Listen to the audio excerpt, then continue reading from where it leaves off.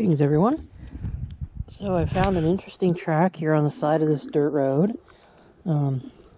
It's a drag mark, and you can see some tracks on each side of it, which is interesting. Not quite sure yet on whose tracks, but here's the drag mark, and you can see dragged right in the center, and then you can see on each side there are tracks. So who did this? I don't know yet. Haven't really gotten that close to it.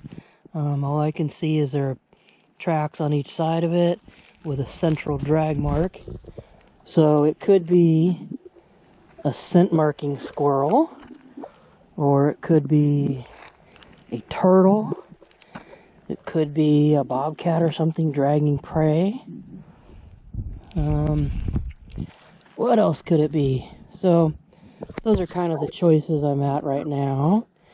And it looks like, so the drag mark sort of ends right here. See how it kind of peters out? And what you're left with is just the tracks. Now here I can see the tracks much better. And see how they're continuous. It's the same animal that made those tracks, that made this drag mark. So that says it's probably not an animal dragging prey, because that mark should be consistent. Also, the mark shows marks of fur in it, so that would rule out turtle. And I'll show you some really good tracks here. There's again a drag mark here, but see these tracks? That's the hind track of a squirrel, and that's the front track, hind, and so forth. So there's more drag mark here. So what does that tell you? That looks like this was a scent marking squirrel. So California ground squirrels are really well known to do this. However, at this location, this is a forest, and California ground squirrels are not found in this environment very often. In fact, in the 22 years I've been here, I've seen them maybe half a dozen times on this side of the creek. There's a creek over there.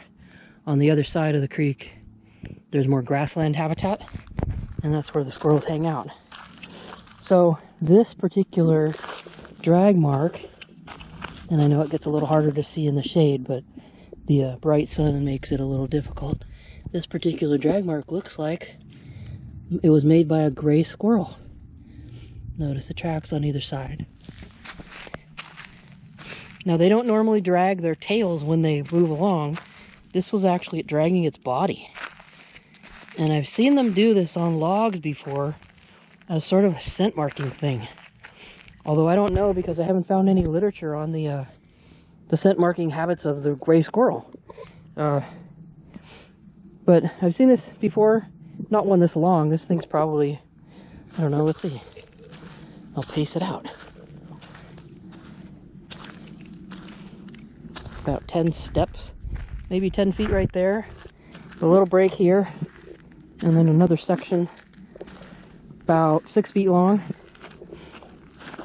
So I would call this a scent mark from a western gray squirrel. And I need to look into more about why they do this. Most of the time when animals do this, they're dragging scent glands that are abdominal or, anal glands. And sometimes they put their cheek on the ground and they push along and mark with cheek glands. But this is a really cool find right here. So here's another cool track. Again, our squirrel. Notice right here where the squirrel came up. And then right here, it flopped down on the road. And you can see the whole body imprint here. So squirrels do this on hot days a lot. So here is left hind foot, right hind foot, right front foot, and left front foot. And it just splayed its body out there. Why did it do this? They do this on hot days to cool off. It just gets their entire underside in contact with the soil, which oftentimes is cooler. So this is a way of cooling off.